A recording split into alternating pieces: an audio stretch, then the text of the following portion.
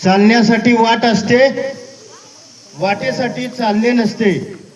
उंच भरारी घेण्यासाठी आबाळाचं भय नसते. उंच भरारी घेण्यासाठी आबाळाचं भय नसते. 65व्या वर्षामध्ये आजीने आपल्या नवीन जगण्याला सुरुवात केलेली आहे. आजींच्यासाठी एकदा जोरदार टाळ्या वाजवायचे आहेत. आजी ही सगळी जी मुलं आहेत ही चांदोलीपासून, घराळवाडीपासून, आपल्या नांदगाव, ओंड इथून आलेले आहेत आणि ती इतके आतुर झालेले आहेत. त्यांना तुम्ही काय सांगाल? नमस्कार सगळ्यांना. माझा मी मुलासनी असं सांगते की आई बापाची काहीतरी स्वप्न असते. ती माझा मुलगा शिकावा, माझी मुलगी शिकावी आणि चांगलं पुढं व्हावं. मुलगी जरी असली तरी नांदायच्या घरी जाते आणि मुलगा असतो ती मुलगा आईबापाला सांभाळण्याकरता असतो. तर आईबापाची स्वप्न अशी असते ती की माझा मुलगा मोठा व्हावा आणि आम्हाला चांगलं बघावं, म्हणजे आम्हाला चांगला सांभाळ करावा अशी स्वप्न असते ती. आणि त्यातून पण शाळा शिकून शाळा शिकणे तर आता काही चांगलं नाही, बाकीचं काहीसुद्धा चांगलं नाही. शाळा शिकली तरच काही ते आपल्याला पुढं मार्ग मिळतो. आता इथनं मागचं दिवस गेलं की शाळा न शिकणारी माणसं काय पण असं शेतीत असं कुठं बी काय बी धंदा उद्योग करत होती, त्यांना जमत होतं. आताच्या मुलासनी काही जमणार नाही, का तर त्यांना माहितीच नाही रानात खुरपं घेऊन काय करावं किंवा कुठं खोरपाटी घेऊन काय करावं. आता ह्यांना माहिती आणि जरी माहिती पडलं तरी त्यांना ही काम करण्याची त्यांची ही नाही, त्यांना उत्सव नाही तो काम करण्याचा आणि त्यांना येणार पण नाही. त्यापेक्षा तुम्ही शाळा शिका, चांगल्या मार्गाने शाळा शिका आणि चांगलं पुढे जावा, आईबापाची स्वप्न पुरी करा. मित्रांनो, तुम्हाला एकच संदेश दिलेला आहे, जोरदार टाळ्या वाजवायचे. संदेश एवढा लक्षात ठेवा की तुम्हाला शेतीची कामं येणार नाहीत, कारण तुम्ही शेतीच बघितलेलं नाही. तर तुम्ही आईवडिलांची इच्छा फक्त एकच करायची आहे, चांगली शाळा शिकायचं आहे आणि चांगलं मोठं ऑफिसर बनायचं आहे. यानंतर आजीने एक 7.5 महिन्यापूर्वी आजीचं कुटुंबाबद्दल आजीने थोडी माहिती सांगायची.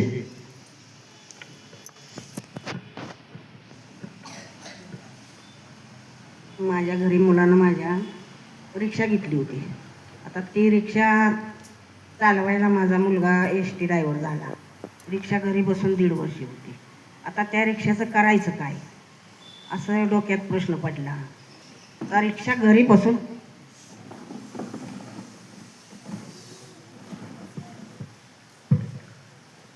माझ्या माहेरी पण परिस्थिती गरीबच होती. माझी आई, माझा वडील 72च्या सालात वारले. मग तेव्हापासून आम्हाला 4 पोरासनी आमच्या आईने सांभाळलं. मला पण मी थोरली सगळ्यात, मी मोठी. माझ्या पाठीमागची माझी सगळी भावंडं. दुष्काळ पडलेला. आता दुष्काळ पडल्यावर काय करायचं, मोठमोठ्याची सगळी चुलीची बंदी झालेली, माणसांना अन्न पाणी वेळेत मिळायचं नाही, वेळेत नाहीच मिळायचं.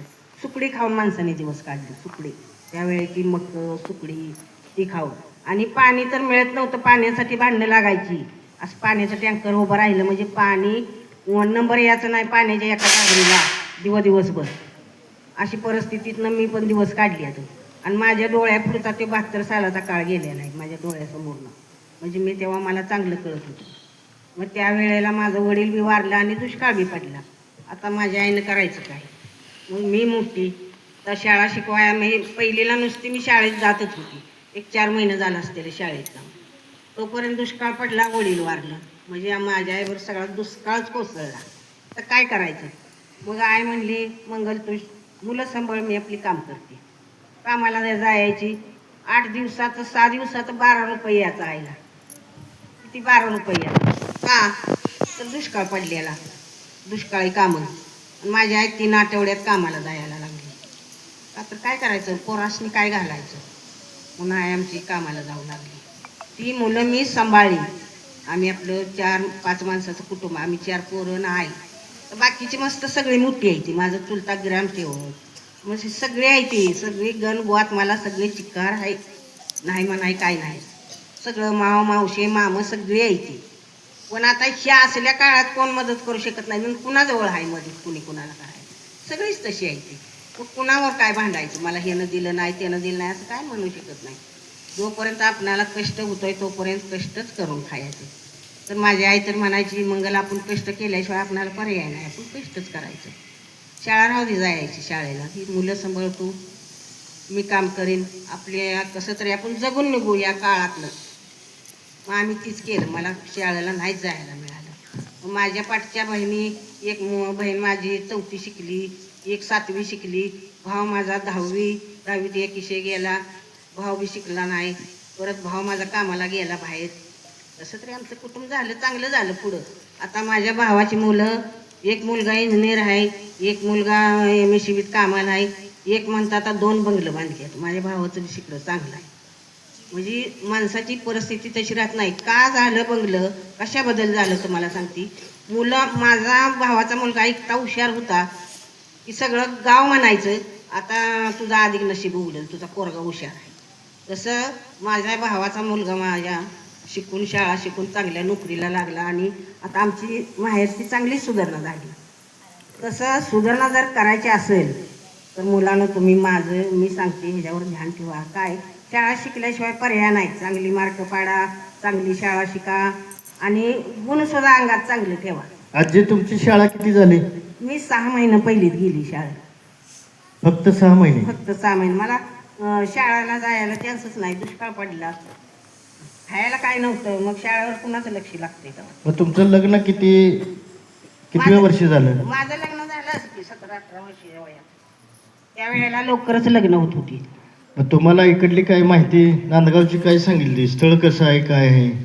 नांदगाव स्थळ सांगितलं की माझ्या आईची चुलत बहीण होती, माझ्या सासूची भाऊजं.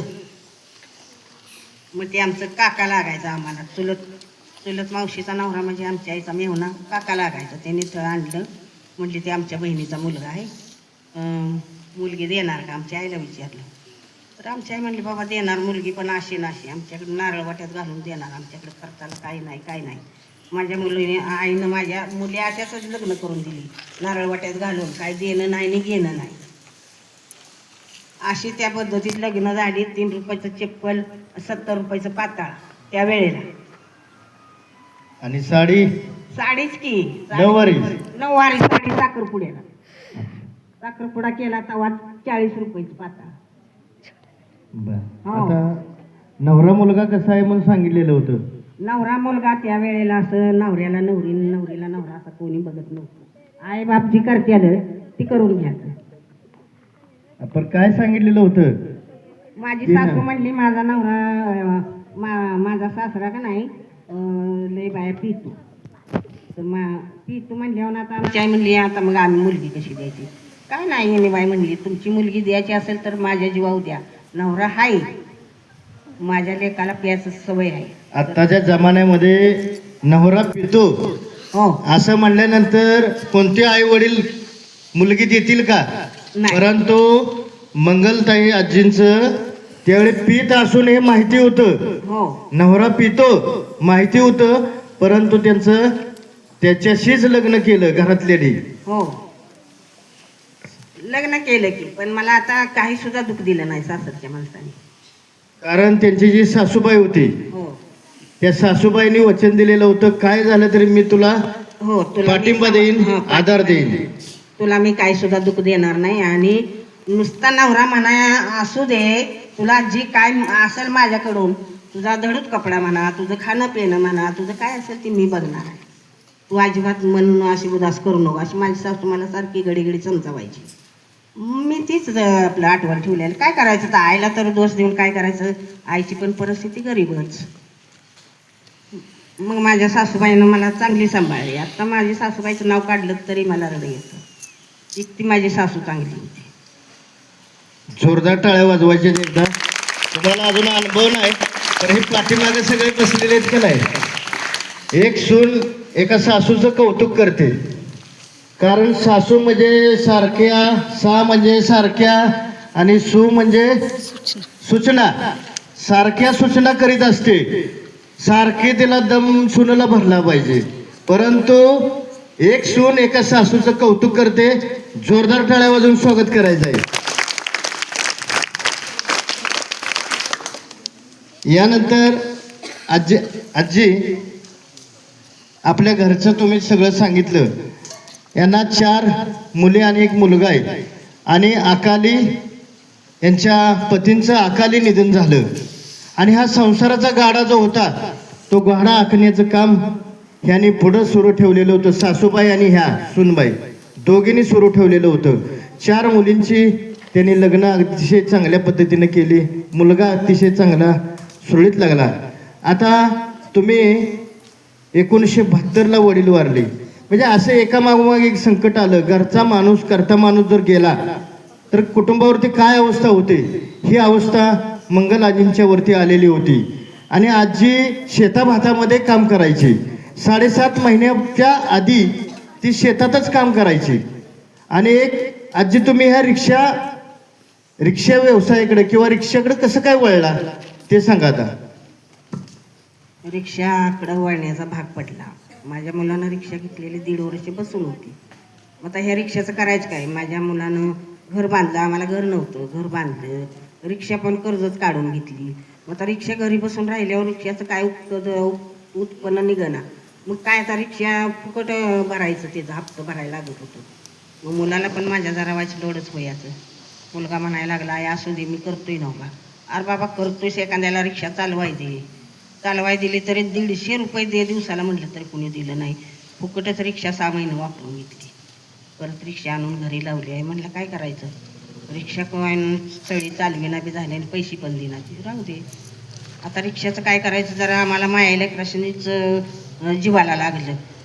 तर असंच आपलं हसत त्याला म्हणलं, बाबा म्हणलं चल मला शिकवतोस का रिक्षा. मला शिकव रिक्षा. मला रिक्षा जर शिकवलीस तर तुला थोडाफार काहीतरी मी हातभार लावेल. माझ्या उगाच आपल्या मनात आलं काळजीपोटी. का तर आता ह्या पैशाला करायचं काय. आम्ही आला तर आम्ही 7-8-10 गुंठ जमीन आहे. आम्ही कुठे इकली नाही, काय नाही. आमच्या जेवढी वाटेला हाय आली तेवढी आपली हाय आम्हाला. आता जमीन जर इकत बसलं तर पुन्हा असा वाढते याला काय करायचं.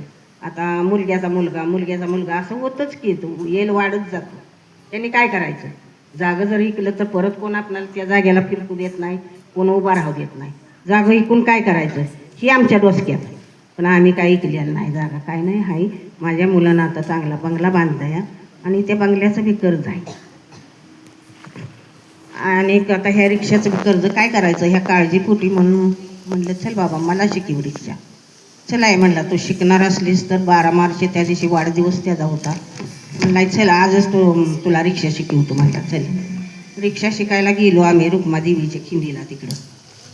मग आता ती रिक्षा शिकताना त्याचं आता रिक्षाचं काय असतं कसं असतं ती काय माहीत नाही. तर रिक्षा हाय दिसते एवढी करत, त्याचा ब्रेक कुठं हँडेल कुठं काय काय माहीत नाही. पोरानं मला रिक्षात मी आपली बसली बाकड्यावर रिक्षाच्या. आई म्हटला शिव हातातला म्हणायचा हँडेल, पायातला म्हणायचा ब्रेक. आजींना ही रिक्षा त्यांचा 12 मार्चला मुलाचा वाढदिवस होता आणि या 12 मार्चच्या वाढदिवसा दिवशीच आजीनं संकल्प केला की कुटुंबाला आधारात रिक्षा काय करायचे, हप्ता कोण भरायचं. आजीला सारखी चिंता लागलेली होती. आपण जर स्कूटी साधी शिकायचं म्हटलं, आमच्या शेजारी एक जणानं स्कूटी घेतली आणि स्कूटी शिकायला गेली लेडीज. गेल्यानंतर ती पहिल्या दिवशी सांगेल तसं तिने केलं आणि दुसऱ्या दिवशी एकटीच घेऊन गेली. ती खाली आणि तिच्यावर गाडी, अशी परिस्थिती झाली स्कूटी शिकताना. परंतु ही 3 पायाचं वाहन आहे आणि ती वाहन मला शिकायचंच आहे. मला जिद्द चिकाटी आणि मेहनत आजीने ती मनामध्ये खूणगाठ बांधलेली होती. कारण मुलगा आता सर्व्हिसला लागलेला होता आणि ही रिक्षा बसूनच आहे, कोण इथं चालवायला सुद्धा घेणं झालंय. म्हणून आजीच्या मनामध्ये हा संकल्प आला आणि आजीला वाढदिवसा दिवशी काय दिलेलं होतं, गिफ्ट दिलेली होती.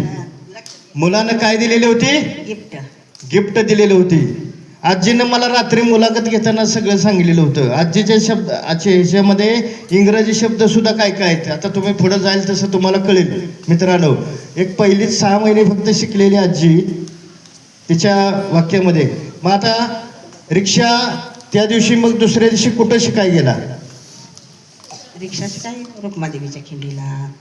ज्या ठिकाणी आपण सहल नेलेली होती त्या सहल नेलेल्या ठिकाणी रुक्मादेवीच्या मंदिरा जे वाट आहे, आपण गेलेलो सहल नेलेलो होते श्रावणी सहल, त्या रस्त्याला आजी आणि आजीचा मुलगा या दोघांनी रिक्षा शिकण्याचा सराव त्या ठिकाणी केलेला आहे. मग रिक्षा शिकत असताना काय काय तुम्हाला शिकवलं तुमच्या मुलानं?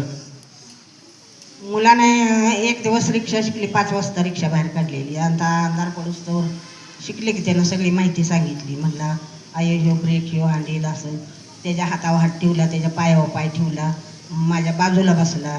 आणि मग ते असं व्हायचं. रिक्षा जरा वाढवली की रिक्षा पळायची. मग मला भीती वाटायची, भ्यायची मी. मग म्हणायची अरे बाबा पळती की रिक्षा. आई म्हणायचा पळू दे, रिक्षा पळणारच. मग रेस वाढवल्यावर रिक्षा पळती, तू भिऊ नको. पण मला भीती वाटायची, काय व्हायचं रिक्षा जर इकडं जायला ना का इकडं जायला, असा माझा ग्रह व्हायचा. तर मला वाटायचं आहे नाही म्हणायचं, हातातनं समोर अशी रेस वाढवली की समोरच रिक्षा जाते, इकडे इकडे जात नाही, काय नाही. असं मला त्यानं चांगलं शिकवलं. मग दररोज किती तास सराव करीत होता रिक्षाचा?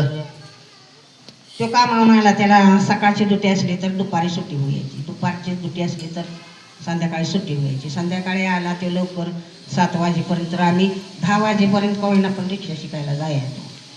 कमीत कमी त्या आजीबाई 2 तास रिक्षाचा सराव दररोज करीत होत्या. हो आणि शिरमे, जिंती, मनव आणि आपल्या कालावडे रोड या रोडला 2 तास त्या नियमित सराव करायचे. किती दिवस? 15 दिवस. 15. मग रिक्षा किती दिवसात शिकला तुम्ही? रिक्षात 3 दिवसातच मी सगळं डोक्यात घेतलं, सगळं लक्षात आलं माझ्या काय ते असतं कसं असतं ती. मग तिकडं जिंतीचा ज्योतिबा म्हणून आहे, त्या ज्योतिबाला मी पाया पडायला जायचे. म्हणायची चल बाबा तिकडं जाऊ, आपण ज्योतिबाच्या पाया पडून येऊ. त्या रूटला गाडी जाते, तर आता इथं देव आहे म्हणलं चल आपण देवाला जाऊ. मग त्या रूटला जायची. परत येताना शिरब्यात गाठ पडलं, तिथं महिला मंडळाचा हळदी कुंकवाचा समारंभ होता. मग तिथं मला रिक्षा थांबवायला लावली आणि थांबवून मला तिथं माझा त्यांनी पहिला सत्कार मागितला. त्याने माणसं काय म्हणायची रिक्षा चालवतोय म्हणले? माणसं सगळे तोंडाकडे बघायला लागली. त्यावेळेला आजी रिक्षा चालवायला लागली. माणसाने लईच कौतुक वाटायचं. आजी रिक्षा चालवत्या हे सगळेजण म्हणायचे. आता आजीला ही रिक्षा चालवत असताना त्यांचा मुलगा सर्व्हिसला जात होता आणि आजी सराव करायला निघाल्यानंतर आपला जो नातू आहे तो नातू त्याला आजी म्हणल्या चल, तर सुनबाई काय म्हणायची सांगा? सुनबाई माझ्या बरोबर येऊ द्यायची नाही. सुनबाई म्हणायची, त्याला आपली मुकाट्यानं सांगत असेल, बाळा चल म्हटलं का नाही, त्याचं नाव श्यामसुंदर आहे, अरे श्यामसुंदर चल माझ्या बरोबर. तर श्यामसुंदर एकदा म्हणणार हो आई येतो तुझ्या बरोबर, आणि नंतर जाऊन तो दोडी मारून बसायचा. का तर त्याला आईनं सांगितलेलं असतं जाऊ नकोस म्हणून. आई बरं जाऊ नको रिक्षा, म्हणजे तिचं पण बरोबर आहे, तिचं पण काय चुकीचं नाही. आता इकुलता एक नातो आहे मला, जर कुठं धडकला, कुठं काय झालं, असं काय झालं तर कशाला व्हायला पाहिजे. आता तिचं पण मी समजून घेतलं, का तर ती पण बोलती, ती पण बरोबर बोलती. माणसाच्या येळासारखे नसते त्या.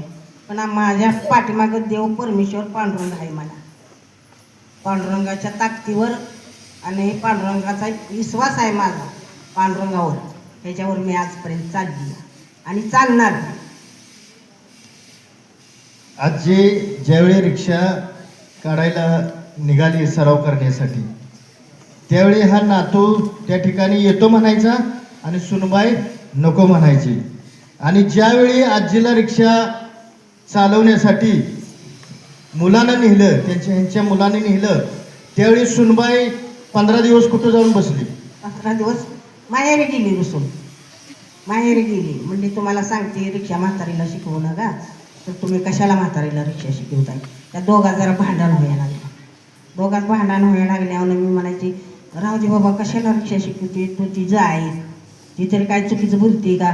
नाही आई म्हणायचा, ती चुकीचं बोलू दे नाहीतर बरोबर बोलू दे. आपण रिक्षा शिकायची म्हणजे शिकायची. ह्यात नवीन काहीतरी आपल्याला करायचं आहे. आपलं काही होत नाही. आपल्या परमेश्वर पांडुरंग आपल्या पाठीशी आहे, काय होणार नाही. पांडुरंगावर विश्वास ठेवायचा. आपण माणसं काय बी बोलत राहते, ती माणसावर विश्वास ठेवायचा नाही. माणूस गेलं तरी बी नावं ठेवतं, नाही केलं तरी बी नाही केल्यावर म्हणणार तर न ताटे हे याला काय झालं करायला. एखाद्या वेळेस मागायला काय गेलं तर माणसाच्या दारात एकदा उसणं घालल, दोनदा घालल, तिसऱ्या वेळेला माणूस नाही म्हणतं. एखाद्यानं 100 रुपये दिलं तर ते हौसनं देतं 100 रुपये, पण 8-15 दिवस बसणार, पुन्हा म्हणणार माझं कधी देणार. त्याचा असा उसण्याचा किंवा देण्याचा असा भाग असतो. त्यापेक्षा आपलं कष्टानं मिळवलेलं आपल्या कडेला जातं. आणि लोकांचं कोणाचा हरामचं घ्यायचं आहे का? मी कष्टानं मिळवते, मी कष्ट केले, भल्या 2 पैशाचा असो, 5 पैशाचा असो, 10 रुपयाचा असो, मी कष्ट करते आणि कष्टानं मिळालेलं मला त्यात समाधान वाटते. असं कोणाचं आजपर्यंत मी तरण्याची म्हातारी झाली, कुणाचं 10 रुपये मी घेतलं नाही तर असं, आणि मागितलं सुद्धा नाही तर. आणि मला ती असं मागायची लाज वाटते, मी कधी मागितलं नाही कोणाला. कष्ट करेन त्या माणसाला म्हणेन बाबा मी कष्ट केलं दिवसभर, मला संध्याकाळी पाहिजे, ही माझी कलपासून न्यात आहे. आज जे सगळे या सगळ्या वाटेतून आजीनं वाट काढत, सुनबाईची मुलाची सगळ्या वाटेतून वाट काढत आजी ही रिक्षा शिकलेली आहे. आणि ही बातमी रिक्षा सगळी भागामध्ये हा म्हणता पसरली. आणि पसरल्यानंतर आजीचं जे लायसन आहे ते लायसन कशा प्रकारे मिळालं त्या आजीच्या तोंडून आपण ऐकायचं आहे. कराडमध्ये मी रिक्षा चालवत गेल्यावर माझं कृष्णा हॉस्पिटलच्या समोर माझी रिक्षा आली. मला विचारलं, माझी विचारपूस केली, आजी तुम्ही कसं काय रिक्षा शिकला, कधीपासून शिकताय. माझ्या मागोमागे एक पत्रकार याचा, म्हणजे मी गर्दीतनं मी रिक्षा चालवत पुढं जाईल, 5वड फाट्यापासून ती कृष्णा हॉस्पिटलपर्यंत एक पत्रकार माझ्या पाठीमागं होता. आजी कशी रिक्षा चालवते. मी एकदम व्यवस्थित रिक्षा चालवायला लागली. तर माझा गुरु चांगला, आता माझा मुलगाच आहे, फक्त मला गुरु झाला आहे. गुरु असा झाला आहे की तो बी एस टी ड्रायव्हर आहे. मला अगदी व्यवस्थित मला त्यानं रिक्षा कायदं नेम सगळं मला शिकवलं त्यानं. आणि कुठं सुद्धा मी चुकायचं नाही. कुठनं गाडी आली म्हणजे मी म्हणायची अरे बाबा कुठनं आली की गाडी, आई म्हटला गाडी ती येतच राहते. त्या गाडीची येणारी वाट ती वेगळी आहे, आपली जाणारी वाट वेगळी आहे. ती तिच्या वाटेने जायला, आपण आपल्या वाटेनं जायचं. गाडी आलेल्याची काय अडचण होत नाही. ती गाडीवाला असणे बी काळजी असते, आपली बी आपणाला काळजी असते. तू बी येऊ नको असा मला कायम त्यानं सपोर्ट दिला. मला कायम म्हणायचं आई तू बी येऊ नको, भ्याचं काही सुद्धा काम नाही. ती समोरची गाडीवाली असते ती त्यासनी सुद्धा बी असतं, ती सुद्धा व्यवस्थित चालवते ती, असा ते मला चांगलं सांगायचं सारखं. आजीच्या घरी हे सगळं झाल्यानंतर आजीच्या घरी 2 पोलीस आले पत्र घेऊन. आणि ते पत्र घेऊन आल्यानंतर शेजापाजारी आजीला धक्काच बसला. कारण हे पत्र पोलीस कसं काय घरी आले, व ते कशासाठी आले होते घरी. पोलीस आलं होतं, ती पत्रकाराने पुढं हे पाठवलं माझं सगळं रिक्षात आली होती म्हणून. आणि ते मोठ्या अधिकाऱ्यांनी बघितलं की आजी गाडी चालवते. मग ती पोलिसांनी सांगितलं RTOनं ही आजीच्या घरी पत्र घेऊन जावा आणि आजीला म्हणावं लायसन काढायला या. आणि ती पत्र घेऊन येताना 2 पोलीस माझ्या घराकडे वळलं. घराकडे वळल्यावर त्यांचा काय लोकांचा गैरसमज झाला. त्यांना वाटलं आजी गाडी चालली होती म्हणजे काहीतरी आजीचं चुकलं या, आजीनं काहीतरी केलं असेल, असं काहीतरी त्यांच्या मनात डाऊट आला. डाऊट आल्यावर काय नाही आम्हाला येऊन सांगितलं आजी तुम्हाला ही 8 दिवसानं तुम्हाला बोलवलं आहे, सोमवारी ही पत्र घेऊन तुम्ही जावा RTO ऑफिसला. RTO ऑफिसला गेल्यावर मला पहिल्यांदा लर्निंग लायसन दिलं 1 महिन्याचं. आणि नंतर 1-1.5 महिन्यानं पक्कं लायसन दिलं. त्यावेळेला माझी परीक्षा घेतली. माझी गाडी 8 आकड्यात मला चालवून धावायला लावली. मी न चुकता सगळी गाडी व्यवस्थित चालवली आणि मला लायसन देताना माझा सत्कार केला. आणि रिव्हर्स गिअर टाकताना काय ठेवलेलं होतं. बाटल्या ठेवल्या होत्या, दोन्ही बाजूला बाटल्या ठेवलेल्या, लाल पाणी करून बाटल्या ह्या बाजूला पाणी. आणि त्या रिवज अशी मागं घ्यायची, त्यातनं वळणानं रिवज मागं घेऊन मागं गाडी लावली. त्या 8 आकड्यातनं मी सरळ गाडी चालवून धावली, मागं रिवज घेऊन धावली, पुढं चालवून धावली. कारण RTO काय करतो 8 आकडा असतो आणि त्या 8 आकड्यातून रिक्षा न्यायला लागते. त्याची परीक्षा आजीची 8 आकडे नेतायत का, व्यवस्थित नेतात का ते सगळं बघितलं. आणि नंतर रिव्हर्स गिअर टाकायला सांगितला आणि दोन्ही बाजूला लाल पाणी बाटलीमध्ये केलेलं होतं. आणि आजीला सांगितलं ह्या दोन्ही बाटलीला धक्का न लावता ही रिक्षा पाठीमागे न्यायची आहे. आणि आजीने ती अगदी व्यवस्थित त्या ठिकाणी पाठीमागे घेतली आणि पुढं मग काय झालं? मला सांगितलं तुम्ही आता ही वाहनं चालली होती ते रस्त्यावर, त्यांना तुम्ही काय सांगाल? आता आजींचा या ठिकाणी सगळं व्यवस्थित झाल्यानंतर आरटीओनंच तिथं आपल्यासारखा असा कार्यक्रम ठेवला आणि आजीचाच सत्कार त्या ठिकाणी केलेला होता यथेच्छ. म्हणजे बोलवून लायसन येणारी विभागाची आपल्या महाराष्ट्रातली पहिली केस आहे की आरटीओनं बोलवून आजीला लायसन दिलं आणि लायसन देऊन आजीचा यथोचित असा सत्कार केला. ही पहिलीच अशी आदर्श दुर्मिळ अशी गोष्ट आजींच्या बाबतीत या आरटीओ ऑफिसमध्ये झालेली होती. आणि आरटीओ ऑफिसमधून ज्यावेळी लायसन आलं त्यावेळी काय म्हणत होते रिक्षावाली सगळी? मला सगळे आता रिक्षावालीचा मध्ये आडवाडवी चालली होती, पण मला नाही कोणी अडवले. मला म्हणते ती आता कोणीतरी अशी सांगणार असते ते की हे आजीला का तुम्ही अडवत नाही, तर पोलीस लोक म्हणते ती आजीची कागदपत्र क्लिअर आहे ती, त्याला त्यांना अडवू शकत नाही. आणि लायसन असं तसं दिलेलं नाही, सगळं जग जाहीर करून माझं लायसन दिलं आणि सगळ्यांना माहीत आहे की लायसन हे आजीचं मिळालेलं आहे लायसनचं. आणि 1 रुपयाही मला खर्च घातला नाही. मी माझा आरटीओनं सगळा खर्च घातला. आरटीओनं खिशातले पैसे घालून माझं लायसन काढून दिलं आणि बॅच बिल्ला सुद्धा दिला मला. एकदा आरटीओ साहेबांच्यासाठी एकदा जोरदार टाळ्या वाजवायचे. त्याचबरोबर त्यांचे जे सुपुत्र आहेत घनश्याम आवळे यांनी गुरु म्हणून आपल्या आईला ही रिक्षा दान केले, गिफ्ट दिलेली होती आणि शिकवलेलं होतं. त्या गुरु झाल्यामुळं एकदा घनश्याम दादांच्यासाठी एकदा जोरदार टाळ्या वाजवायचे. आजी तुमचं आता रिक्षा घेत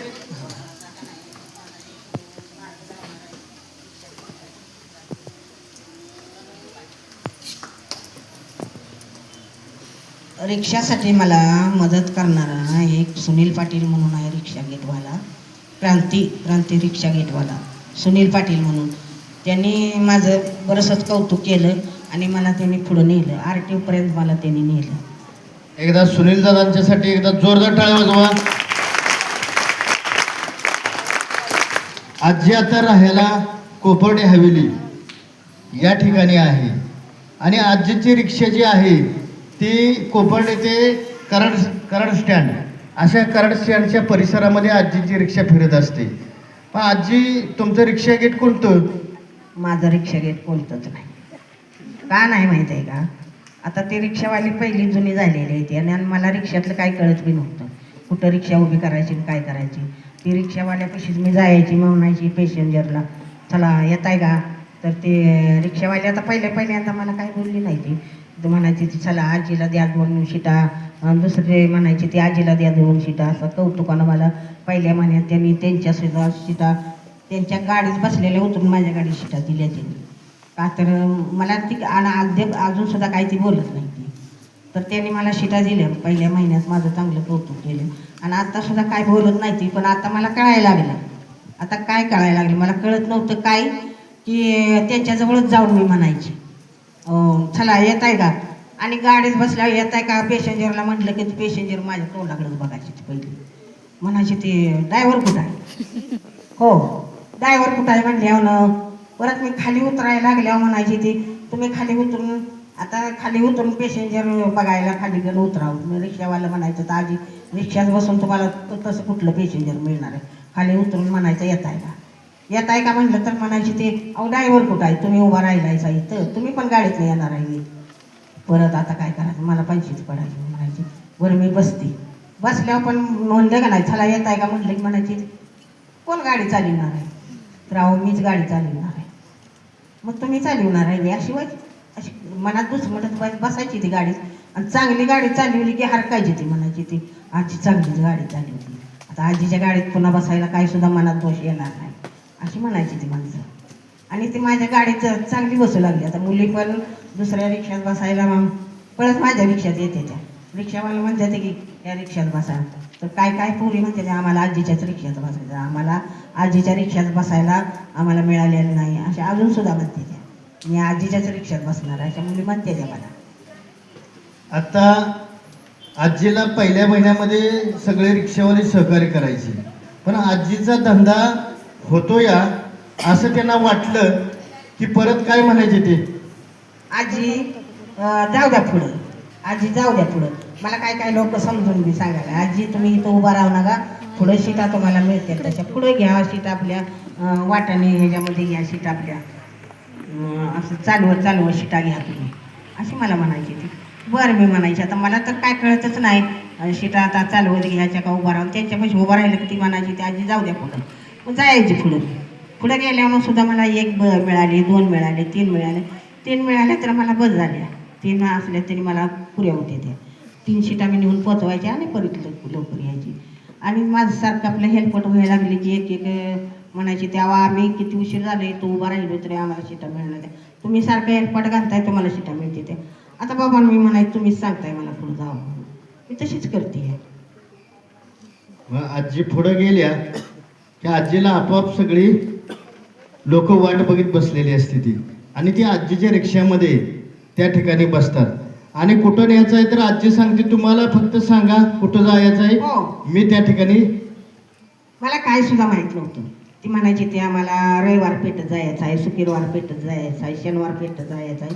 आता पेठ कुणाच्या बाला माहीत आहे ती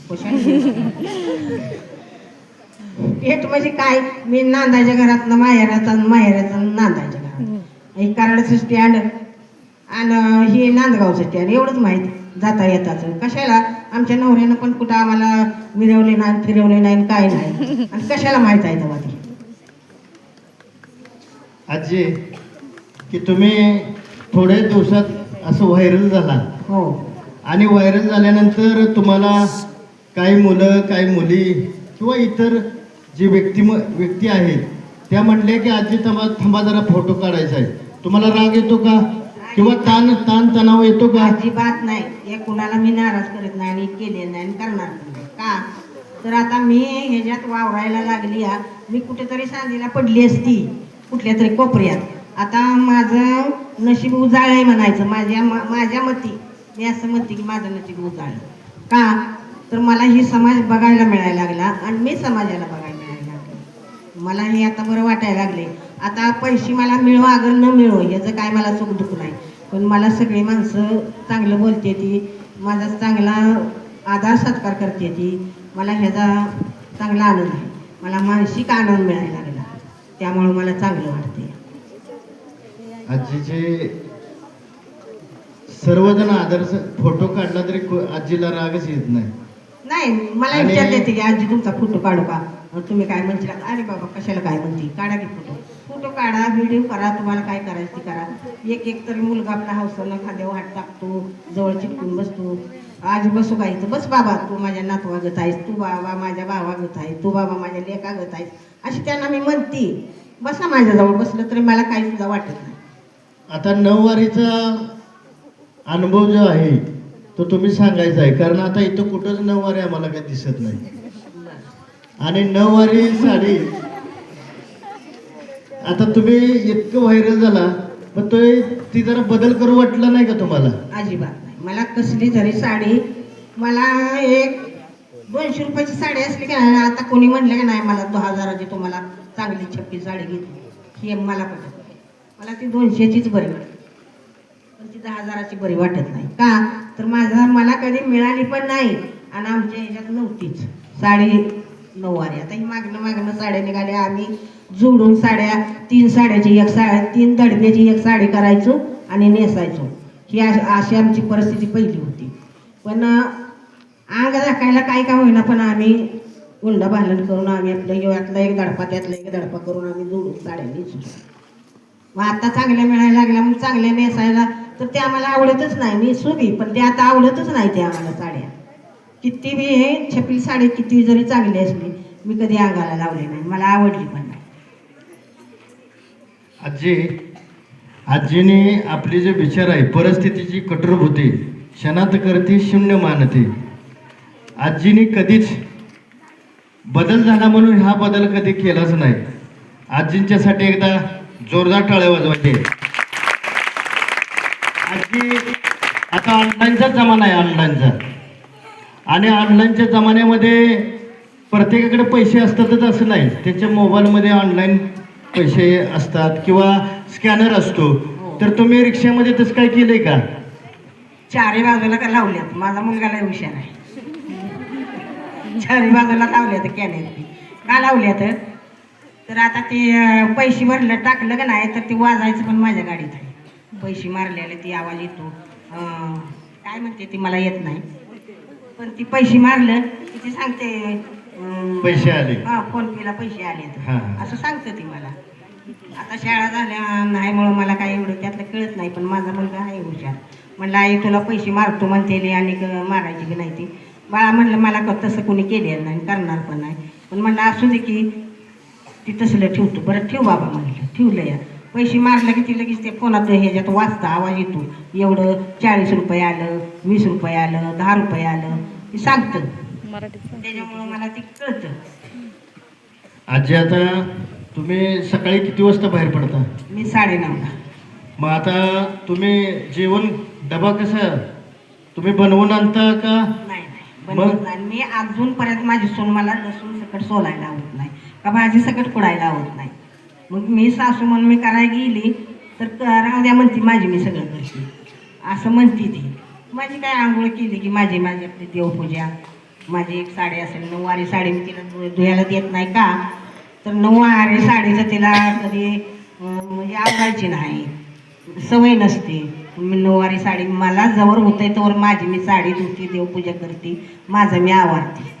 सून माझी 8 वाजेपर्यंत तास तिच्या मागे सगळी कामं आहेत. 2 मुलं शाळेत जायची, मुलगा माझा जायचा बोल नका दुटीला, त्याचा डबा माझा डबा. मी 8:30 वाजता नाश्ता करून 2 चपात्या बांधून आपलं डब्यात घ्यायच्या, पाण्याची बाटली घ्यायची, पिशवी आपली साईडला ठेवायची. टाईम झालं 1-1.5चं टाईम झालं की त्या वेळेला गोळी खायची, जेवायचं. 1 तास 1.5 तास कुठेतरी बसायचं, एखाद्या झाडाखाली म्हणा नाही तर कुठे प्यायची आउटसाईडला गाडी लावायची आणि कुठेतरी बसायचं, व्हायचा आराम घ्यायचा आणि 3 वाजायच्या सुमारास आपली गाडी चालू करायची. मग त्यातनं आपणाला काय 100 हो, 200 हो, 300 हो, काय होईल ते होईल. आपणाला काय पांडुरंग देईल ते देईल, पण देतो नाही असं काय नाही, होतो. पाक बसलेली बाई मी घरात होती त्यापेक्षा 500 रुपये मिळवलं तरी माझ्या घरात माझ्या मुलाला लय आनंद होतो. या आजीचे जे कुटुंब आहे त्या कुटुंबामधले सगळेच्या सगळे माळकरी आहेत.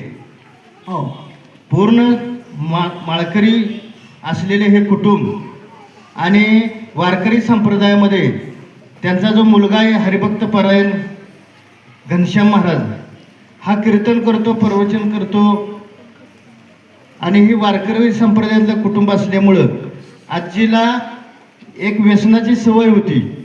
पूर्ण व्यसनमुक्त हे कुटुंब आहे, कारण बंडात तात्यांच्या आदर्श एक ते हे कुटुंब मानतं. आणि त्यामुळं आजीने एक व्यसन होतं, ते कसं सोडलं आजी तुम्ही? व्यसन का? व्यसन होतं मला. बोल नका बाळानो, ए पोरे सरबस हात बांध. मला 10 रुपयाची तंबाखू असली तर पुरत नव्हती दिवसभर. का पुरत नव्हती? माझं रान जवळच आहे. का हो, जेवलं की उठलं की रानात जाऊन बसायचं. दिवस मावळस तर मी तिथंच बसायची, बांगल्यातच बसायची. का तर मिसरी तोंडात एकदा थुकली की दुसऱ्यांदा लगेच तोंडात घ्यायची. का तर त्या मिसरीशिवाय मला पण जमत नव्हतं. एवढी मिसरी घासायची मी. माझा मुलगा तर व्यसनमुक्ती आहे, पण मी त्याच्यावर मी चोरून मिसरी घासायची. तो आला की घासायची नाही, तो नसला की घासायची मिसरी. आता ते चोरून कधी बी काय चोरतं येतच कधीतरी वर निघतंच. मिसरी आला अचानक मी बांगलत होती तर मला म्हणलं आई काय करते असं. आता बोल ना बागा आहे, आता तोंडात मिसरी नाही. बोल ना बाई काय रे बाळा का आलास म्हणलं. तर म्हणलं आई आता झालं. आई काय केलंयस मिसरी घासल्याची? तर म्हटलं हो. आई कशाला मिसरी घासते? आपल्या शरीराला हानिकारक असते मिसरी. मिसरी घासू नको. मिसरी घासण्यानं काय त्याचं काय आपल्याला काय शरीर उलट घातिक होतं, काय आपल्या शरीराला वाढ देत नाही. तेवढंच ऐकलं की मी मिसरी घासायची सोडली. जे आत्ता मिसरी अजून नाही. आमच्या चहाला साखर पावडर नसती. तुम्हाला खरं सांगायचं म्हटलं की साखर पावडर नसती. पाहुणा पै आला तरी सुद्धा आम्ही चहा करत नाही. आता एवढी यात्रा झाली तरी आमच्यात मांसाहारी काही नाही. आमची सून पनीर पावभाजी असलं काही बी करते, पण आम्ही वशाटाची बाजू काही नाही. आमच्या घरात सुद्धा आम्ही वशाट करत नाही. इथं आवर्जून सांगावं लागेल की सुनबाई डबा करून देते आणि सासूबाई सासूबाई जोमात आणि सुनबाई कोमात. सून घरात असते आणि सासू बाहेर डबा करून बाहेर जाते. हे उलट चित्र आहे. हिने मुलं सांभाळायची, घरात थांबायचं आणि सुनबाईने सर्व्हिस करायची. परंतु हे सगळं उलटच झालेलं आहे. परंतु सुनाचं आणि तुमचं कसं नातं आहे मग? चांगलं देते का? सून चांगलं आहे माझी. सुनाचं नातं चांगलं आहे. म्हणजे कसं आहे, सूनबाई मला वेळेत माझी आम्हाला आमच्यात चहा पाणी नसतो, त्यामुळं आम्हाला 8:30ला जेवणच लागतं. 8:30ला जेवणच खातो आम्ही. अजिबात चहाचं नाही. मुलांना बी नाही सवय, आम्हाला बी नाही. तर सूनबाई माझ्या वेळेत जेवण करते आणि मी त्या वेळेला नाश्ता आम्ही सगळीच करतो. मी डबा बांधून जाते आणि सूनबाई सुद्धा माझी चांगली आहे. असं माझ्या लेकाच्या सुद्धा खांद्याला खांद मिळवायचं बी सूनबाई आहे. 4 रुपये लेकाचं असलं तर 2 रुपये का होईना पण ती जास्त्यात. सूनबाई ग्रंथ बायडिंग करते. ग्रंथ संप्रदाय पुस्तकं ग्रंथ बायडिंग करते सूनबाई माझी. ती सुद्धा बसण्याचा कडलय आहे पण ती करते काम. एकदा सुनबाईंच्यासाठी एकदा जोरदार टाळ्या होता. आजी, गर्दीतून चालवण्याचा अनुभव सांगा की रिक्षाचा. गर्दीतून चालवण्याचा अनुभव माझ्या मुलांना मला शिकवलेला आहे सगळं. आई साईडला आपण गाडी वळवून घेताना गाडी साईडला घासू द्यायची नाही. गाडीला गाडी कधी कोणाच्या घासायची नाही. गाडी वळवताना सुद्धा आपणाला मैदान बघून वळवायची किंवा तिथली तिथं पुढं मैदान असेल तर पुढं गाडी न्यायची आणि वळवून मागं आणायची. टाचक्या जागेत गाडी वळवायची नाही. का वळवायची नाही? मागे एखाद्वारेला चाक गेलं तर तुला काढता येणार नाही. असा माझा मुलगा सगळं मला नेम सांगायला लागला. मी तेच देणार धरते. झालं, एकच मिनिट वहिनी. सावली तर एकच मिनिट. बरं नाही नाही, एकच मिनिट. आता या ठिकाणी आजींचा अनुभव. आषाढी वारी जी असते, आजीचा संकल्प होता की रिक्षा घेऊन मी पांडुरंगाचं दर्शन. कारण पांडुरंगावरती फार नितांत भक्ती आहे. भाव त्यांचा फार वेगळा आहे. भाव असल्यामुळं त्याने मी रिक्षा तिकडं नेणारच. कारण इतकी गर्दी असते तिकडं आणि ती गर्दीतनं आजीने रिक्षा पंढरपूरला नेलेली होती. तो अनुभव जरा सांगा पंढरपूरचा. आता माझा मुलगा तर दिंडी मालकच होता, पण आता रिक्षा एसटीत लागल्यापासून दिंडी मालक नाही. तो दिंडी त्याची दुसरीच नेते ती. आणि आता बाबा म्हणले आता आपण तर दिंडी घेऊन जातो, पण आता म्हणलं जायचं कसं रिक्षा. तर मुलगा म्हटला जाऊया आपण रिक्षा घेऊन जाऊया. मग गर्दीतनं रिक्षा जिथं सगळ्या पालख्या येत्या ते का नाही जमा होते त्या वाकरवर. कोण मॅडम, ती ओळीनं ती ज्युनियर सिनियर जाऊ द्या वर्गात न बोलता. आणि बाकीच्यांनी बोल नका. ए बाळा, ए तू पुढं बघ की, हात बांध. एक 5च मिनिटं फक्त. आजीच्या रिक्षामध्ये सगळी बसणार आहे ना मुली? हा, जोरात म्हणा की. ठीक आहे, एक 5च मिनिटं. हा, ताट बसा. आता बोलायचं नाही कोणी. न बोलता वर्गात चला. आंटी,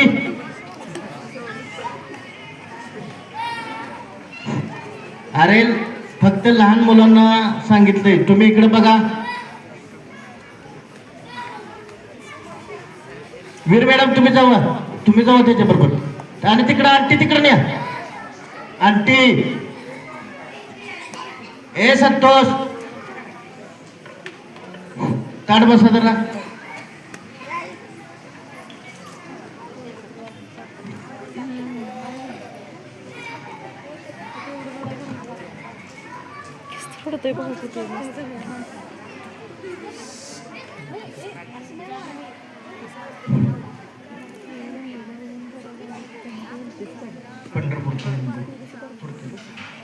माझी इच्छा होती पंढरपूरला रिक्षा घेऊन जायची. माझा मुलगा मोठा चालू आहे. गेलो आम्ही पंढरपूरला. सगळ्या पालख्या थांबते त्या वाकरवरती आम्ही रिक्षा घेऊन गेलो. आता रिक्षा पुढं गाठली, मागं बी फिरायला जागा नाही, पुढं बी जायला जागा नाही. अशी ह्याच्यात रिक्षा लय माणसात नेली, पण आम्हाला पोलिसांनी चांगली मदत केली. पोलिसांनी अशी माणसं अशी इकडे इकडं सरकवून अशी मला रिक्षा जायला वाट दिली. मी तसल्या माणसातनं रिक्षा माझ्यावर आबीर बुक्का असा गुलाल उधळल्यावाने उधळला त्यांनी. माऊली माऊली माऊली करून सगळी माणसं मला चांगला मला हे आनंद दिला त्यांनी. मला चांगली ओरडायला लागली, ती म्हणायला लागली माऊली माऊली करून. मग मी रिक्षा घेऊन सुद्धा मी त्या एवढ्या गर्दीतनं गेली. मग पांडुरंगाच्या कृपेनेच गेली. म्हणजे पांडुरंगाला मला जायचंच होतं. माझ्या मनात सारखं रुकरुक व्हायचं, बाबा आपण रिक्षा घेऊन जाऊया, पंढरपूरला रिक्षा घेऊन जाऊया. इथली इथं चालली होती कबूल आहे, पण मला देवाला ने. पोरगा माझा म्हणला मी आई सुट्टी काढतो 1-2 दिवसाची, मग जाऊया आपण. त्यानं 2 दिवसाची रजा टाकली आणि माझ्याबरोबर आला. आम्ही दोघं निम्म्यापर्यंत त्यानं रिक्षा चालवली, निम्म्यापर्यंत मी चालवली. असं काय 2-3 वेळा चार्जिंग केली रिक्षा. माझ्या मुलाचा मित्र आहे तो वाटत, त्या मित्रांच्या घरी रिक्षा चार्जिंग करून जाता येता आम्हाला आपलं पांडुरंगानं चांगलं सुखरूप आम्हाला घरी पोचवलं आणि आम्ही आलो सुद्धा. तर ही पांडुरंगाचा विश्वास आमच्यावर आहे आणि आमचा पांडुरंगावर आहे. असं झालं आहे आम्हाला, चांगलं आहे. पांडुरंगाच्या भक्तीला लागलेलं कुठं वाया जात नाही, शाळा शिकलेली वाया जात नाही. तर चांगल्या मुलानं शाळा शिका आणि चांगल्या मार्गाला लागा. आईबापाची स्वप्न असते ती की माझा मुलगा शिकावा चांगला, आणि मुलींनी सुद्धा शिकून चांगल्या मार्गाला लागावं. मुलीसुद्धा आईबापाची अपेक्षा असते माझी मुलगी ही व्हावी ती व्हावी, तर ती चांगलंच आहे. मुलींनी सुद्धा दुसरा काय डोसक्यात प्रकाश न घेता शाळेवर ध्यान ठेवून मुलींनी सुद्धा चांगली शाळा शिकावी आणि आईबापाला मोठीपणा द्यावा. कमीपणा न देता मोठीपणा द्या, एवढंच माझं सांगणं आहे. तिथे संदेश दिलेला मोठा बघा, आई वडिलांसाठी मान उंचावे असं कर्तृत्व तुम्ही करायचं आहे. मुलांना माऊली माऊली त्या इतकी गर्दी असते तिथं, तरी माऊली माऊली म्हणत एकच संदेश असतो. माऊली म्हटलं की तिथं सगळं काही नाही, राग येत नाही, द्वेष येत नाही, काहीच येत नाही. आणि असं करीत त्यांनी पंढरपूर गाठलं. पांडुरंगाचं नाव किती वेळा तिने मुखामध्ये घेतलं. म्हणून नाम उच्चारिता कंठी पुढे उभा जगजेठी, नाम उच्चारिता कंठी पुढे उभा जगजेठी. असं पांडुरंगांचा भाव त्यांच्या मनामध्ये अपार प्रेम आहे. म्हणून ही कला कदाचित पांडुरंगाची कृपा असेल म्हणून ती त्यांना मिळाली असेल. चार्जिंग कसं करता तुम्ही? चार्जिंग घरीच करतो आम्ही. रिक्षा चार्जिंगवर आहे का? हो, चार्जिंगवर आहे. घरी करतो आम्ही. 3 तास चार्जिंग लागतं. 150 पॉईंट चार्जिंग होतं 3 तासात.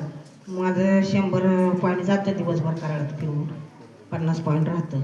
50 पॉईंट राहिलं की मी गाडी घरी आणते. आणि मला समजतं आता आकडं बिकडं सगळं समजतं. मला आता तेवढी पहिली 6 महिने शाळेत गेली या, पण मला अक्षर ओळख चांगली झाली. काय कानं मात्र ओळखत नाहीत, अक्षरं सगळी ओळखते ती. कुठं काना द्यायचा, कुठं मात्रा, कुठं अनुस्वार असलं काय कळत नाही. म्हणजे ही अशी शाळा अर्धवट झाली माझी. पण मला आता कळतं, फोन लावायला कळतो, उचलायला कळतो. मित्रांनो, आजीचं देवावरचं वेळ हे अपार आहे. हृदयापासून आजी या रिक्षा शिकण्यासाठी प्रेम केलं आजीनं, आणि ती रिक्षा शिकून आता थोड्याच कालावधीमध्ये ती व्हायरल झालेली आजी आहे. तिची काम करण्याची जिद्द, चिकाटी, प्रामाणिकता, आळस नाही आणि आनंदानं आणि जिद्दीनं तेही काम करते या वयामध्ये. देवाचं नाव घ्यायला काय पैसे लागत नाहीत. देवाचं नाव घ्यायला वेळ काढायला लागत नाही. देवाचं नाव घ्यायला काम करत करत बी आपण देवाचं नाव घेऊ शकतो. कुठल्या कामात कुठल्या ह्याच्यात देव आडवा येत नाही. आणि देवपूजा केली नुसते 2 फुलाची अशी असते देवाला, बाकी काय लागत नाही. 2 फुलं गाठली देवाला, पूजा केली की तेवढंच लागतं, बाकी काय सुद्धा देवाला लागत नाही. देव काय खाऊ नका म्हणत नाही आपल्याला, काय नका, सगळं असतं. देवपूजा केली की 2 फुलं गाठली की त्याची आशा पूर्ण झाली. आजीने आपल्याला सर्वांना ऊर्जा दिलेली आहे, प्रेरणा दिलेली आहे, ताकद दिलेली आहे आणि प्रामाणिकता आणि कष्ट कसं करावं हे ह्या वयामध्ये आजीनं आपल्याला सर्वांना सांगितलेलं आहे. आजींच्यासाठी एकदा जोरदार टाळ्या वाजवायच्या आहेत. आजी, आता ही तरुण मुलं आहेत, तुम्ही कॉलेजवर रिक्षा चालवता, मग तरुण मुलं तुम्हाला काही गाडी चालवताना कसा अनुभव येतो? या गाडी चालवताना तरुण मला काय म्हणत नाही ती, पण जे काय एखादा मुलगा असतो तर ती गाडी घेऊन अशी एक गाडी आहे बघा एका मुलग्यापाशी, ती अशी गाडी पळत जी नेतो, ती गाडी चालवताना सारखी अशी अशी अशी अशी नागिनच करतो त्या गाडीची. पण आता आपण दुसऱ्याला बोलायचा आपला हक्क नसतो, आपण काय बोलायचं आहे दुसऱ्याला, जे त्याच्या मनाला वाटेल ते करतो, आपण तसं बोलता येत नाही. आता त्याला नागिन करता करता एका बारीला त्याच्या पुढे आगीन आली तर त्याला काय मिळालं नाही, असं असतं. पण त्याला स्वतःला समजत नाही, त्याची बुद्धी जरा कमी असते. त्याच्यामुळं माणसाचा काया खून गेलं म्हणजे कळतं बाबा असं केलं नसतं तर बरं झालं असतं. तसं ते काय मुलांना कळत नाही. आणि बोलण्याचं सुद्धा वळण कसं असतं, माणूस बोलून चुकतं, मग बोलून चुकल्यावर माणूस म्हणतं मी बोलली नसती बरं झालं. पण बोलायच्या आधी विचार करायचा असतो, आपण कसं बोलायचं दुसऱ्याला ही सुद्धा बोलायच्या अगोदर विचार करायचा असतो. आजी कोणत्याही शाळेत गेलेली नाही, पण आपल्याला अनुभवाच्या विश्वकोशातून आजीने जे शब्द काढलेले आहेत ग्रामीण भागातले, ते अतिशय मनाला भावलेले आहेत आणि ते हृदयापासून आजीनं आपल्याला सांगितलेलं आहे. आजी या ठिकाणी आपल्याला आल्या, आपल्या विनंतीला मान देऊन आलेले आहेत आणि अतिशय चांगलं त्याने हे 65व्या वर्षामध्ये अतिशय सर्वांना लाजवेल असं काम आजीने केलेलं आहे. आजीच्याकडे भरपूर अनुभव आहेत. तुम्ही उन्हात बसलेला आहे, आपण उन्हात बसलेला आहे आणि आजीने आपल्याला भरपूर असं मार्गदर्शन आजीच्या जीवनामध्ये घडलेलं आहे. परंतु आपल्याला वेळेअभावी ही मुलाखत आता आपण आटोक्यात घेतोया. आजींना हे असंच आयुष्य चांगलं सुख समृद्धी आणि भरभराटी आणि आजीला सुखकारी जावं अशी आपल्या सर्वांच्या वतीनं, ग्रामीण विकास शिक्षण संस्थेच्या वतीनं, इंग्लिश मिडियमच्या वतीनं त्यांना खूप शुभेच्छा. आजी या ठिकाणी आल्या, आजीने आपल्याला चांगल्या पद्धतीनं मार्गदर्शन केलं, त्याबद्दल आजींचे आपण सर्वांच्या वतीनं आभार मानतो.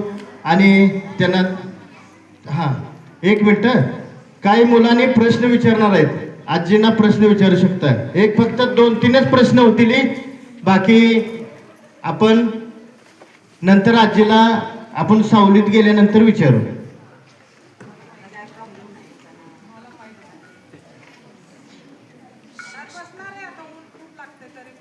एकच मिनिट.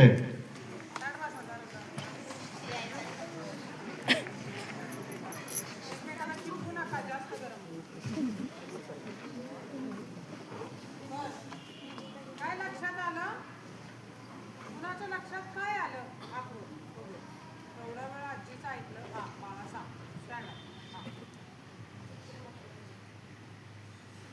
ऑलरेडी तुम्हाला आम्ही शिकवतो. अजून आजीने बोललेलं काय? अजून बोल.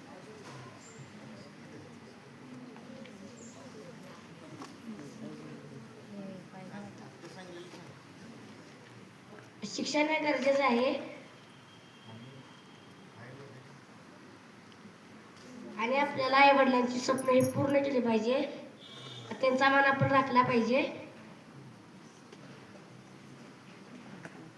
ठीक आहे, टेन्शन घेऊ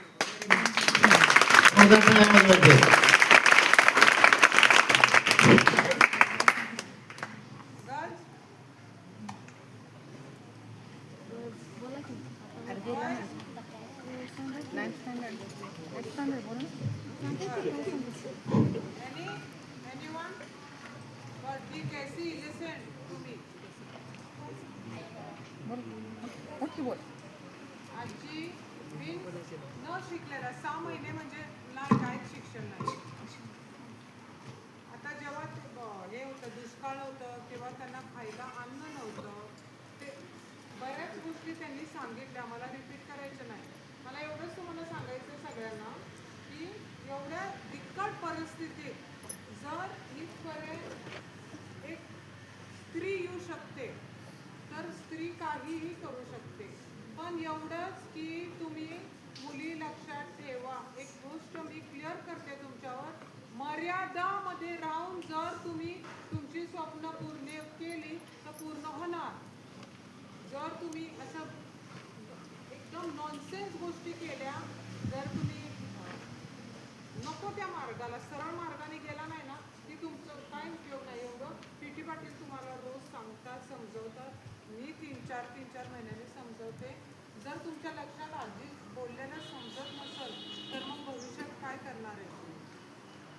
चिकाटीने सगळं त्यांच्या ह्याच्यातनं बोलण्यातनं आलं की सगळं एकदम मिळत नाही. खूप कष्टाने हळूहळू टप्प्याटप्प्याने तुम्हाला पुढं जाता येतं. तुम्हाला अचानक नाही काहीतरी एक मोठं.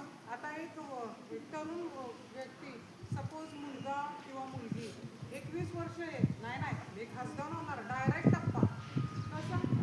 तसंच आहे, जोपर्यंत तुम्ही व्यवस्थित शिक्षण घेत नाही तोपर्यंत तुम्ही शून्य आहे. त्यामुळं तुम्ही व्यवस्थित शिक्षण घ्या, चांगले व्यक्ती घडा. आणि हे भाषण नाही, हे तुम्हाला सुविचार आहे चांगले. आणि जर तुम्ही चेष्टावारी घेणार असल्या गोष्टी, जर तुम्ही इथली गोष्ट इथं सोडणार असाल तर मग तुम्हाला आयुष्यात तुम्हाला कुठंही कोणच सोडणार नाही. आणि जोपर्यंत तुम्ही सगळ्यांना आदर द्या, रिस्पेक्ट द्या. जर तुम्हाला समोरच्याकडून आदर पाहिजे तर तुम्ही समोरच्याला रिस्पेक्ट केला पाहिजे. आणि मित्र मैत्रिणी चांगले ठेवा. जर तुमचे हे माझे लय मित्र आहेत राव, काय नाही बोलतो, 2च मित्र ठेवा, पण ते चांगले ठेवा जे भविष्याच्या गोष्टी बोलतील, व्यसनाच्या नाही. आणि चांगलं या माझ्या शाळेचं चांगलं नाव कमवा. आजींनी सांगितलेलं तुम्ही तुमच्या लक्षात घ्या तर तुम्ही पुढं जाल. ओके, समजताय काय? से येस.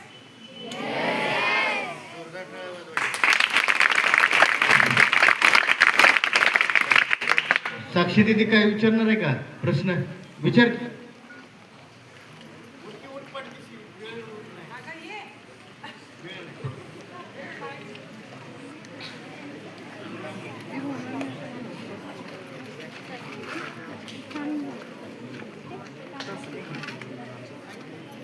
आजी, तुम्हाला एक विचारायचं होतं. तुम्ही आता रिक्षा चालवता ना दररोज, तुम्हाला भीती नाही वाटत?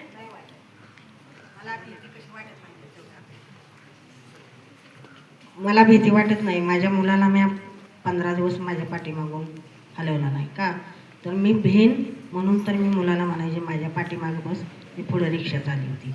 मला आता अजिबात भीती वाटत नाही.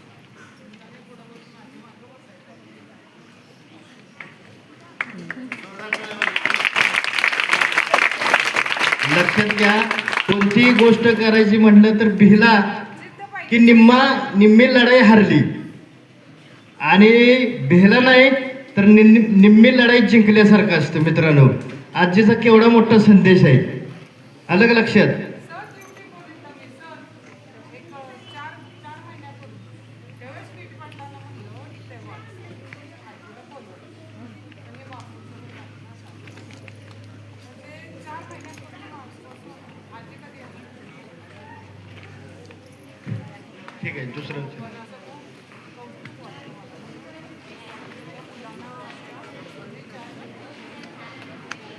आजी, तुम्ही आता 65 वर्षाचं आयुष्य काढलंय, त्यात तुम्ही खूप अनुभवलंय, तर तुम्ही आम्हाला त्यातनं काय सांगाल की आम्ही कसं आयुष्य जगावं? तुम्ही आयुष्य जगायचं. पहिलं बोलताना विचार करून बोलायचा आणि माणसाला न राग येईल असं बोलायचं. आपल्याला माणसानं म्हणलं पाहिजे हे बाबा मुलगी चांगली आहे, मुलगी चांगली आहे म्हणली का नाही तर चांगलंच राहायचं. नाही तर चांगली आहे म्हणलं म्हणून तेवढ्यापुरतं चांगलं राहायचं नाही, आपल्याला चांगलंच राहायचं. माणसाने नावाची पाहिजे.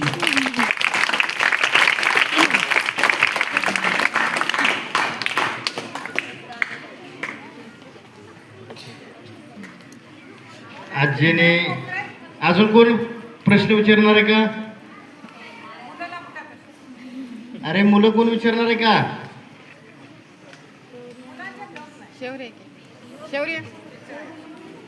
विचारणार आहे का? शिक्षक कोण विचारणार आहे का? वीर मॅडम, इकडे शिक्षक कोण विचारणार आहे? गोरे मॅडम.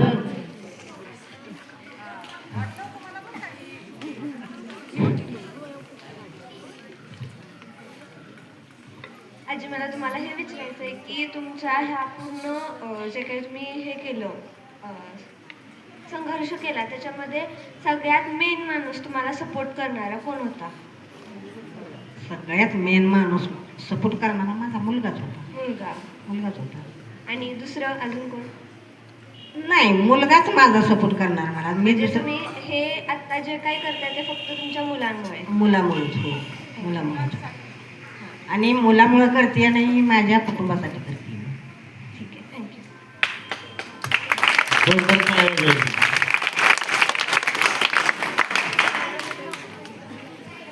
मित्रांनो, शेवटच्या या 65व्या वयात सुद्धा त्याची जिद्द चिकाटी अनेक आयुष्यामध्ये गिअर बदलताना गिअर बदलला तर आपली गाडी कमी गिअर केला तर कमी जाते, जास्त गिअर पुढचा टाकला तर पुढे जाते. परंतु या 65व्या वर्षी आपल्याला सर्वांना लाजवेल असं कर्तृत्व आजीनं केलेलं आहे. पुन्हा एकदा आजींचं जिद्द चिकाटी आणि प्रामाणिकता आणि पांडुरंगाच्यावरती विश्वास या गोष्टी श्रद्धा भाव अपार प्रेम हृदयापासून त्यांनी केले असल्यामुळं त्यांना हे यश प्राप्त झालेलं आहे. मित्रांनो, आपणही त्यांच्या पावलावरती पाऊल ठेवून पुढे जायचं आहे. आजीला पुन्हा एकदा आम्हा सर्वांच्या वतीनं हार्दिक शुभेच्छा.